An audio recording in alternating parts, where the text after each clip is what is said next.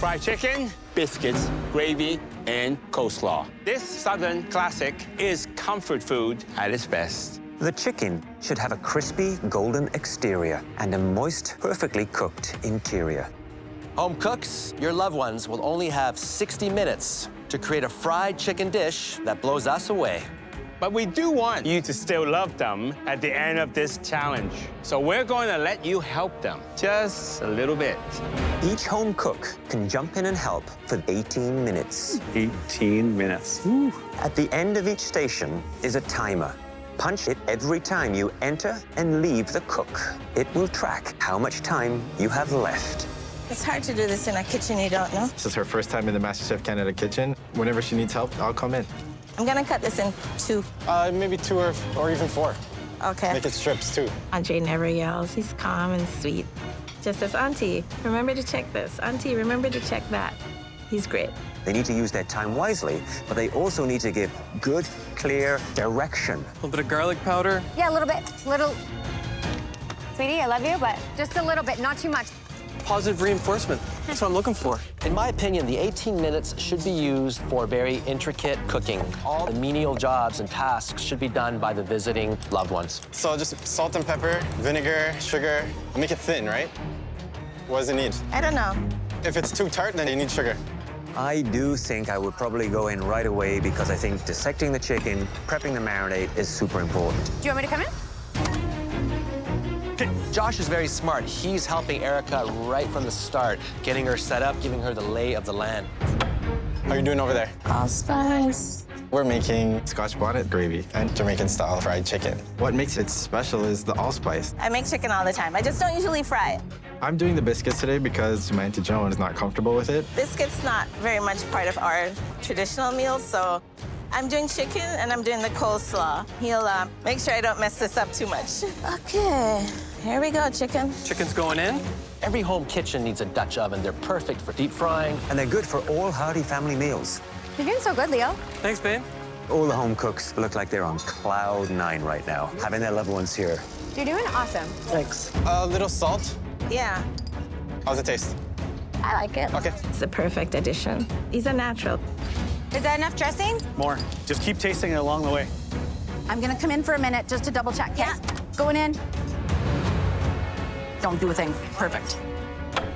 I wanna run in to check the temp on the oil. Yeah. Jennifer and Logan have eaten up a lot of their time. Neither of us have fried chicken before, literally ever, so we have no idea what we're doing right now. Oh my God, she is cutting it close. Oh my God.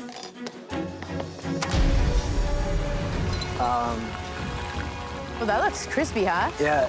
This chicken is burnt, and time is not on our side. The home cook should have their fried chicken out of the fryer, resting. Put it onto the, no, with the raw chicken. They should have their coleslaw marinated. Did you put maple in it? A little bit. Have those biscuits coming out of the oven. Can you lift this one up? That's one big biscuit. And the gravy is the jewel in the crown, I think. Check the gravy, make sure it's all good. Andre's only got a minute left and he's still in the kitchen. Okay, I think these are done. Shoot. I run out of time. I can't stick around for plating, but I know she'll follow my instructions properly. Once you think it's done, you can strain it to get all the lumps out. Okay. Okay, try it. Taste it. Is it good? Salty, but I like salty. Why are you adding more salt when you said it was salty? Okay, I'm coming in now. Okay, go chop the tomatoes, please. Tomatoes. 5 minutes! I don't like this. Let's get some chicken on there. Gotta move faster, gotta move faster. Chanel's got to get out of there for the final push. Put the lemon on the plate. 1 minute! Last minute, 1 minute left! Come on, guys, final Let's go push here. get those dishes presented. Where's the salt? Salt. Over there. Let me know if I should plate it better. I love it. You do the drizzle. You do the drizzle, girl. I'm scared. 10, 9, 8, 7, 6, 5, 4, 3, 2, 1. Heads up! Give me. That's nuts. You did amazing. Pretty good for never frying chicken before. Yeah. This has been the weirdest date we've ever had. Andre and Aunt Joan, please bring up your dish. This is Jamaican fried chicken and biscuits with Jamaican-style coleslaw and a side of Scotch bonnet gravy. The chicken looks really crispy. I can see just some of the batter coming up here, and it looks very inviting.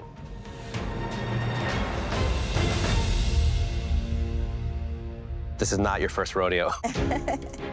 This is a very beautiful fried chicken. It's crisp on the outside, moist in the middle, and that hit of allspice just brings it all to the next level. Oh, thank you.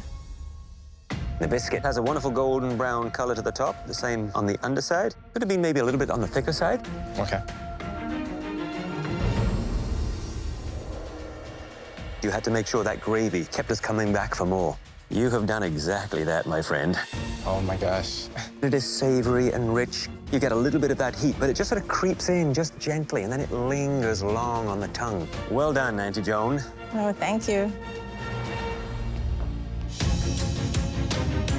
My main course is going to be lamb two ways. I'm going to be serving it with a celeriac puree. I'm going to be braising lamb shanks, and I'm going to be braising lamb tongue. Both of my cuts take a really long time to cook, so I'm going with the pressure cooker again.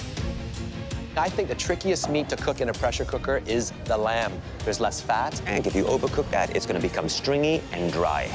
It's a lot of added pressure, so I'm hoping for the best.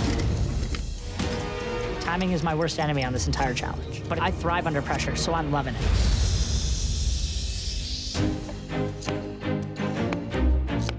It's important for me to nail this lamb for my mama up there watching down. She's the one that introduced me to lamb, and I just want to make her proud today. I want to win so bad. My food dream is to open a restaurant. I'm not sure what kind of restaurant. I can tell you it's going to be called Valerie's, though, named after my mama. Good boy, Trev. Stay focused. Just gotta get that puree going. The tables have completely turned. Taya is cool, calm, and ready, and Trevor is trying to play catch-up. I'm way behind. I'm rushing to get this finished. Look, look, look. It's caught fire. I look over, and my entire pressure cooker is in flame. I put too much port wine in my lamb ossobuco. Whenever you add alcohol into a pot, always make sure that pot starts cold. It's a very hot pot. It can ignite right away and can take away a lot of hair, like Michael. I mean... I had to restart it up. I lost a good 10, 15 minutes of pressure cooking time. You got it, Trevor. I hope my lamb shanks are tender.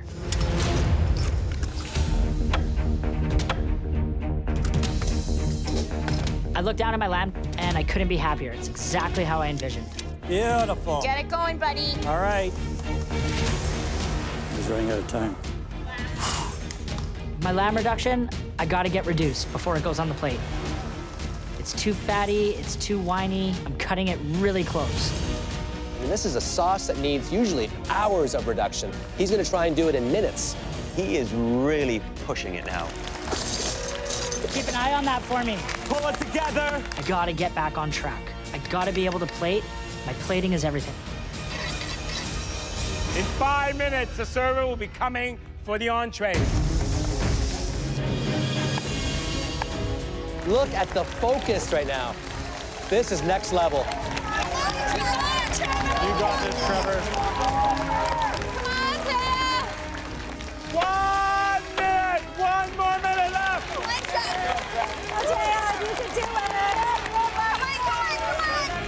10, 9, 8, 7, 6, 5, 4, 3, 2, 1, and up!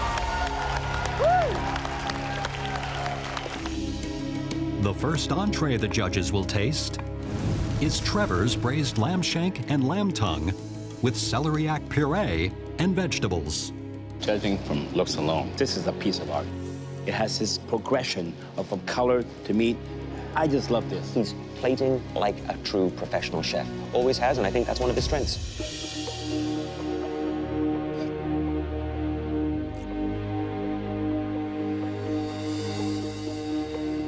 The flavors of the lamb shank, I think, are wonderful. Great depth of flavor. It is cooked beautifully. I would have loved a little bit more of that braising liquor as a sauce, reduced and poured over it.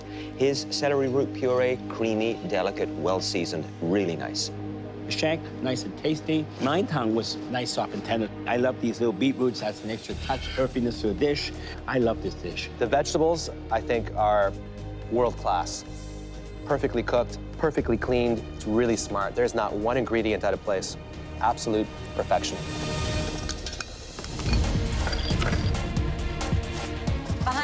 Behind. Sorry, got you back. I am making duck foie gras elk burger, and instead of using a bun, I'm using mushrooms. No one's expecting it, because they all think I just do Asian.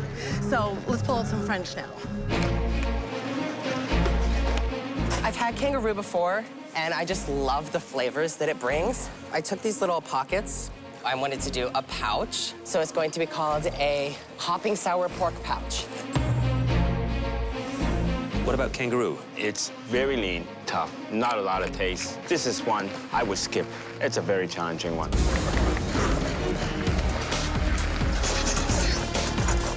Kayla, can you tell me what kind of burger you plan to make? Duck and pork burger, crispy fried onion rings, warm mushroom salad, and a homemade roasted garlic aioli. Any concerns? I want to make sure that I have enough flavors. It's not too simple of a burger, as long as I get it done in time. You have 15 minutes remaining. Julie's just put her burger into the pan, and it is one thick burger. She is going to run tight on time. Behind. 5 minutes left, guys. 5 minutes remaining. You need to start dressing the plates, putting the garnishes on, and getting ready for presentation. Oh, that foie gras is good. Hot, hot, hot, hot. Fantastic. Oh my God, I can eat this every day. You always panic in the last minute.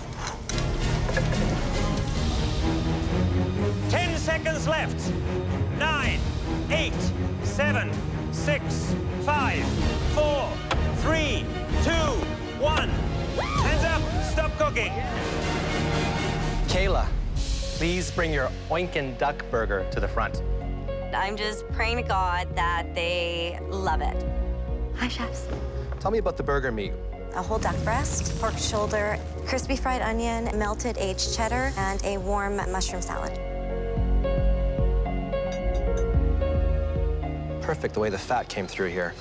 Oh, good. So tell me about the inspiration for this beautiful burger creation. My boyfriend's obsessed with burgers, so I really channeled my burger instincts today. That makes me weak in the knees. Thank you. Kayla, you're up here again. I am. There's a lot of meat. How many boyfriends do you have? Just one, I promise. It's quite a mouthful, but it's a great mouthful. Thank you, chef. I am on cloud 9 right now. Just a little bit more. I'm doing a duck breast with a smoked tea egg and a taro nest. Duck breast takes a long time to cook because of the huge fatty layer. And the only way you're gonna get a nice crispy skin is if you cook it down and render all the fat out of it. I'm trying to make a jus right now with my leftover duck pieces. I'm loving watching Chris right now. Almost there. 20 minutes. Only 20 minutes left. I'm a little stressed out right now. I'm cooking some wheat starch. This is gonna be used for my taro nest. I need to steam the taro until it's very soft, and then you can knead the two together with some butter into it. Okay, let's start doing the eggs. Now I need to smoke my eggs. I really need at least 7 to 8 minutes to get a good smoky flavor. And then I still have to make my celeriac puree. Careful, Chris. I wish I had an extra 10 minutes to do this. Might be falling behind a little bit here, so I gotta pick up the pace. Keep going, keep going, keep going. This taro egg is extremely technical. You have to hold the basket at just the right level so that the oil is only frying the taro, but not frying the egg. It has to be done perfectly. 5 minutes. Entree up in 5 minutes. Keep going, you got it. Come on, guys. It's all right. There it is. Whew. I was worried about it. Oh, Tay's plating. I'm pushing as hard as I can. There's a lot of ambitious cooking happening right now. They really need to hustle. I need to let the venison cook to the very last second. It's hard to watch. It really is. Okay, that looks okay. That's just incredible. My taro nest eggs look great, but the duck breast is the star of the show, and it has to be cooked to a perfect medium rare. So the duck breast is coming right now. It looked beautiful. Oh, beautiful. 1 more minute. Last minute. Get it on the plate. Gotta see if these are done.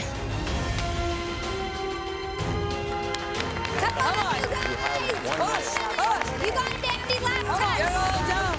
Good job. 5, 4, 3, 2, 1. Nice. Entrees are now due. The servers are coming. The last entree up for tasting is Christopher's. A seared duck breast served with a beet jus, smoked egg in a taro nest, and a celeriac puree. I like the plating. I love the egg with the taro root nest. I love the gold leaf. Every element here is interesting. Beautiful sauce on a beautifully cooked duck. I can't wait to cut into this. I am really intrigued by this egg. It has to be medium, creamy center. I tell you, there's a lot riding on that smoked egg.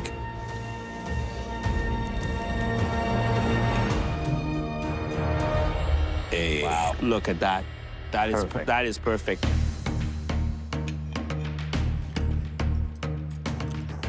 The cook on Christopher's duck is perfect. It's well seared, it's well seasoned, it's well rested. The egg, I think, is sensational, that custardy center. Every element here is done to perfection. Overall, a very ambitious dish. It really worked. So David, what entree will you be cooking for us?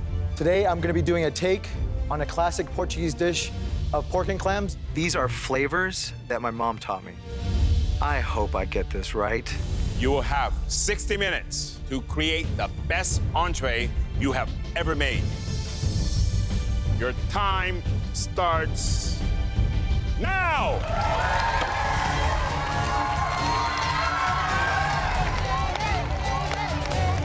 I'm gonna beat Lynn this round. I'm elevating this classic, simple Portuguese dish by using the wild boar, cooking it confit in duck fat, and gooey duck from the West Coast. My favorite clam, actually.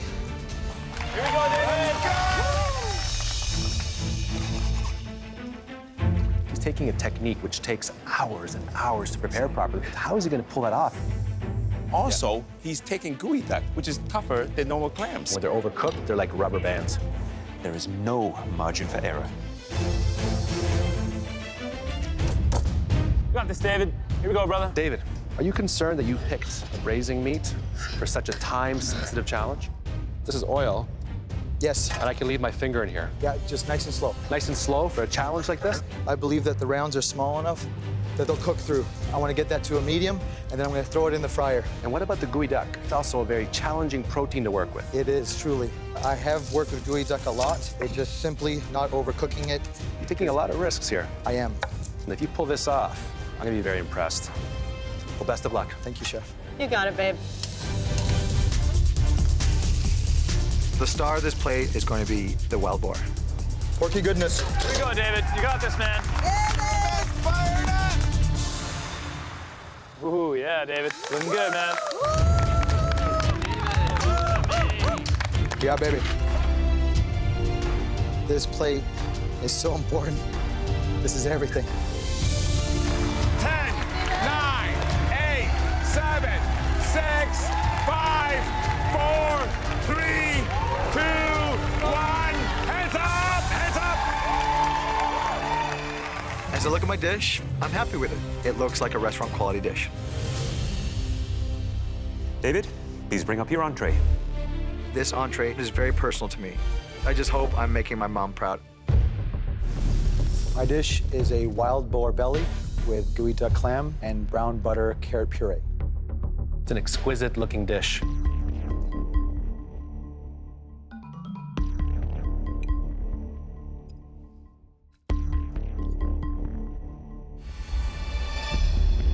David, you're taking the inspiration from clam and pork.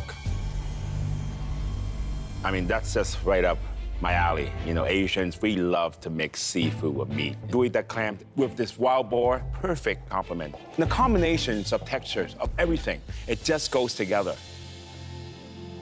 The clam is so tender. It is the thing of beauty. Very sophisticated, humble dish from a very sophisticated, humble chef. Your wow factor on this plate is the wild boar belly. Herbs and a little citrus, seasoned beautifully. Absolutely delicious. We chefs love to be surprised. And you surprised us with this dish. Nicely done.